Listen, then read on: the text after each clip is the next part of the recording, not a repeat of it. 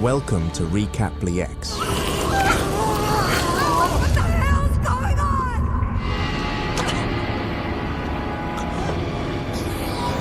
Your movie recap in a flash. We bring the drama, the action, and the twists. In minutes, our movie begins with a man waking up and finding himself trapped in a cube-shaped room. He starts exploring the surroundings and discovers that the cube has 6 doors, each leading to another cube. He opens one of the exits and jumps into the next cube, but suddenly, it turns out to be a trap. A metal grid strikes him, cutting him into small pieces. Meanwhile, in another cube, a man named Quentin regains consciousness. He cautiously moves between the cubes until he finds one with an unconscious man inside. From the name written on his clothes, he learns the man's name is David. They try to wake him, and soon, one of the exits opens, revealing a woman looking at them. Quentin hides, grabs her, and pulls her to the ground, suspecting she is responsible for their situation. He is about to hit her, but realizes she is just as scared as they are, concluding she is another prisoner. He calms her down, assuring her he won't hurt her. We then learn that her name is Helen, and she is a doctor. Suddenly, they hear the sound of someone crying. By locating the source of the sound, they find another cube and open the exit to let a terrified young girl named Levin inside. Levin is confused and doesn't understand what's happening. The ceiling exit opens and a 5th person named Rennie enters. Helen asks Quentin why he moves cautiously between the cubes, and he explains that he discovered traps in certain cubes. Levin is terrified by the situation, and Quentin notices her glasses have fallen. He returns them to her and reassures her, saying he is a police officer and won't leave her behind. Everyone shows signs of fear, except for David, who remains calm, as though he knows something he isn't sharing. Helen checks on him and finds a minor head injury. Rennes, however,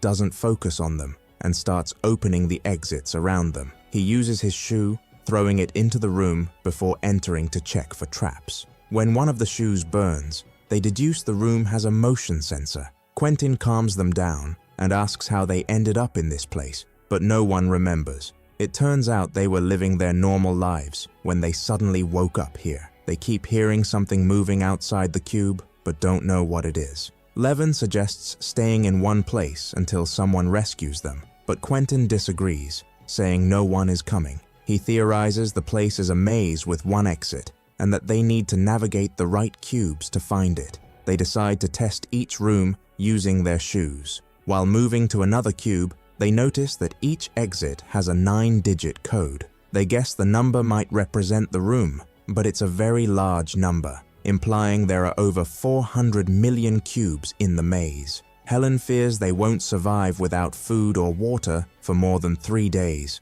which isn't enough time to explore all the cubes. Rennes uses a clever trick to conserve energy by pressing his button to save his strength. They decide to follow his lead and move to the next cube. Although the shoe test shows no danger, Rennes refuses to let them enter, saying the air is dry, indicating a chemical sensor that detects living beings. They are impressed by his intelligence and realize he's a skilled criminal who has escaped prison 6 times before. He assures them they are safe with him, but admits he's only helping because he needs their shoes, not because he cares about them. While moving to the next cube, Rennie jumps in, but suddenly, a toxic substance is released. They rush back to their cube, trying to save him, but his body begins to disintegrate, and he dies. The remaining 4 are shocked and terrified, realizing the traps are designed by someone smarter than all of them. They feel hopeless and desperately want to know why they are in this place.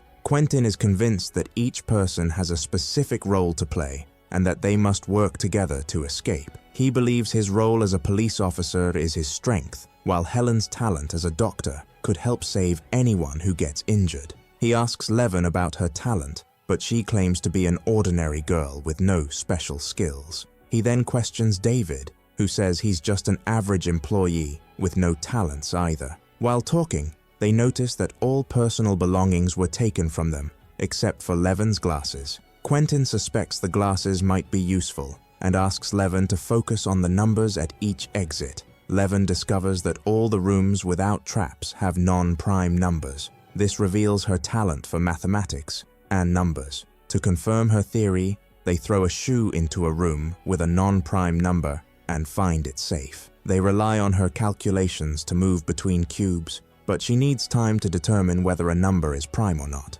Quentin tries to pass the time by talking about himself, saying he has 3 children and a wife he divorced. Quentin notices that David refuses to cooperate, making him suspicious. They reach a cube surrounded by rooms with trap numbers, leaving only the ceiling exit. Quentin uses his physical strength to climb up and check it. As he opens the exit, a young man falls into their cube. They learn his name is Kazan, and he has special needs. The group feels he will be a burden, but Helen refuses to abandon him and calmly helps him cooperate. They reach another cube, and Quentin jumps in alone. Suddenly, he notices something around him and realizes he's trapped. Using his intelligence, he escapes, but sustains a minor leg injury. Helen bandages his wound so they can continue their mission. Kazan becomes frightened by their loud voices and starts crying, which frustrates Quentin, and he orders them to silence him by any means while still in the cube they encountered.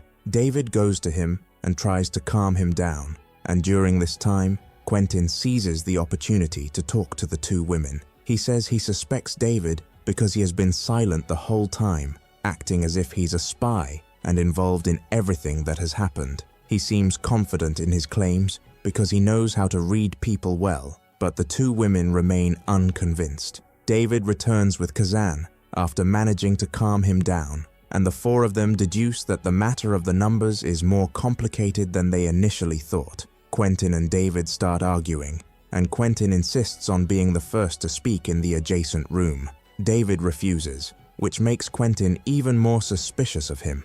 David responds, saying that all their attempts will fail because there is no way out at all. The 4 of them conclude that David knows something and force him to speak. David is compelled to confess, revealing that he was one of the engineers who built the outer shell of the big cube. However, he was isolated in an office and therefore doesn't know any details about the project, the reason they were imprisoned inside, or the meaning of the numbers. He also doesn't know who owns the project, admitting that he was merely following orders without understanding the details. Quentin gets angry and starts hitting David, but Helen calms him down, saying that David is the only one who knows anything about the building and might help them escape. Levin begins conversing with David, learning from him the dimensions of the building from the outside. Using her knowledge of the dimensions of each room, she estimates the approximate number of rooms and deduces that the numbers at each room represent coordinates that can help them determine their location within the big cube. She figures out that they are 7 rooms away from the edge of the building. With no other option, they decide to follow her lead. Quentin insists that David should enter the rooms first, since he is the least useful among them, and if he dies, they wouldn't lose much. However, Helen refuses, saying it's only fair to take turns. They reach a certain room and are surprised by its coordinates, as the numbers suggest it is outside the cube. They enter and discover that all the surrounding rooms are booby-trapped. They start searching for the easiest trap to bypass and find one that is triggered by sound. Quentin, afraid of Kazan,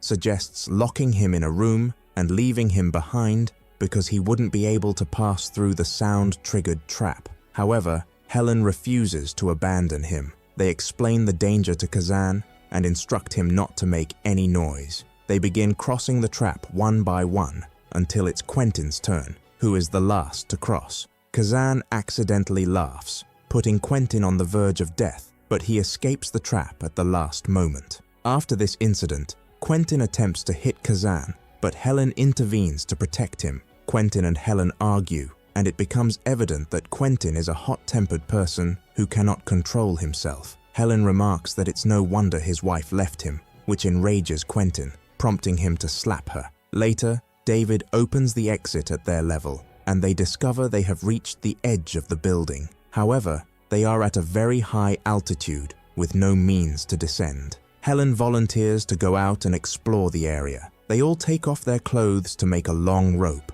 and Helen holds one end of the rope, while the others hold the other end to secure her. Helen moves cautiously, searching for anything that might help them. While she's moving, the rope slips from their hands, and Helen is about to fall. Quentin manages to grab the rope at the last moment and holds onto Helen's hand. However, he decides to let her fall and die. Claiming he couldn't hold onto her, he pretends to be shocked and upset. Levin is deeply affected by what happened and says she can't think clearly anymore. Quentin suggests they rest for a while. While they sleep, the room starts moving, but they don't notice anything. When Levin wakes up, she discovers that Quentin has moved her to the adjacent room, intending to continue solving the puzzle alone. He claims the others are only slowing them down. He tries to assault Levin, but she resists and refuses to leave without the others. Meanwhile, David and Kazan manage to reach the room they are in. David confronts Quentin,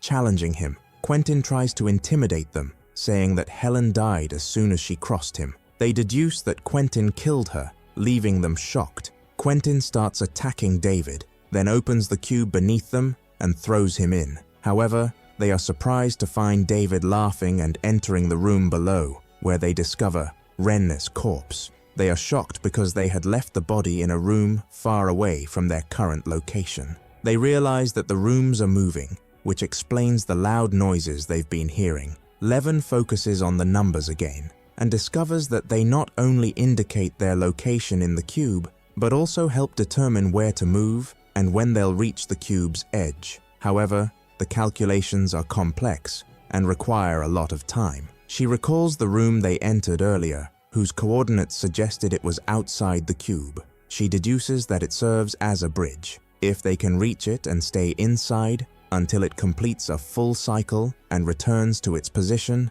they will find the exit. They decide to search for this room quickly before the rooms start moving again. Levin concentrates on the numbers and discovers that the rooms with traps are not those consisting of prime numbers, but those formed by powers of prime numbers. The problem is that the calculations are extremely difficult and time-consuming. Suddenly, Kazan begins to speak and can calculate the powers effortlessly. They discover he is a math genius, and if they had abandoned him, they would never have been able to escape the maze. He helps them solve the puzzles. As they move between rooms, David attempts to close the exit on Quentin to get rid of him. However, Quentin manages to escape and chases after them, seeking revenge on David. David sets a trap for Quentin by opening the exit in the floor of the cube. Quentin falls and dies. The three remaining members rejoice at finally getting rid of him. They continue their search for the bridge room and reach a certain room. Levin finds a part of her lens, concluding that this is the room they began in. According to her calculations, there's one room left, and they reach the bridge room. Indeed, they arrive at the room representing the bridge. When they open its exit, they are faced with a strong white light, concluding their plan was successful and celebrating. However, the surprise is that David refuses to leave, stating he has no reason to return to a world filled with human stupidity. Suddenly, Levin is stabbed from behind and dies, revealing that Quentin was the one who killed her. They are shocked to discover he is still alive. He then approaches David and stabs him as well. Kazan is terrified by what's happening, but manages to walk toward the white light. Quentin tries to follow him, but the exit suddenly closes as the room begins to move, trapping Quentin and killing him. Thus, Kazan becomes the only one to solve the puzzle and escape the maze safely. If you enjoyed the video, don't forget to subscribe to the channel and hit the notification bell to get more new videos.